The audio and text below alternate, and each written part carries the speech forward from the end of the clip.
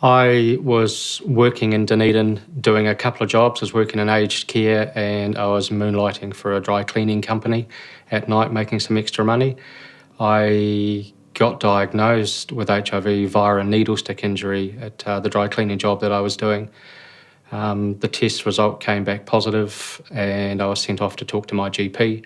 My GP didn't believe that it could be a positive result. Again, he was of the mindset that Dunedin didn't have an issue with HIV. He sent me away to have another test done.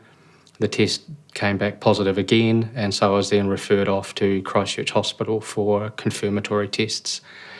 At the time of diagnosis, I was advised that because I'd been picked up via a needle stick injury, that I qualified for ACC and there was a bulk payment that was available to me.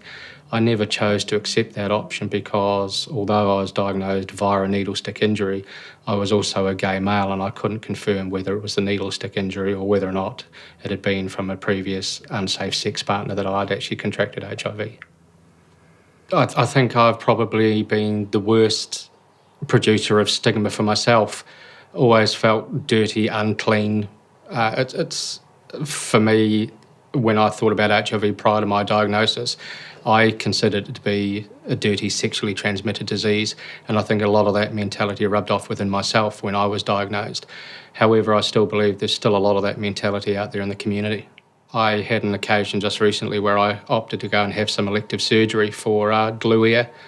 And at the private hospital that I went to, I was labelled with big labels on my arm, HIV positive, as I was wheeled around the hospital. It just made me feel completely unclean.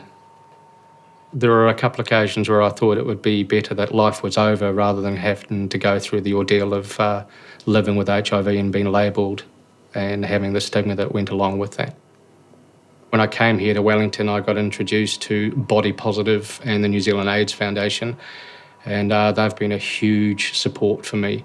As a result of their care and nurturing, I'm now on the board of Body Positive and have opened an office in Wellington to provide support services for positive people, and now have quite a large positive support network around me.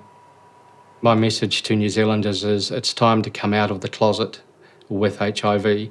We are people living with a chronic illness. We are normal people worthy of love and respect as everybody else is. It's time to start talking about this disease.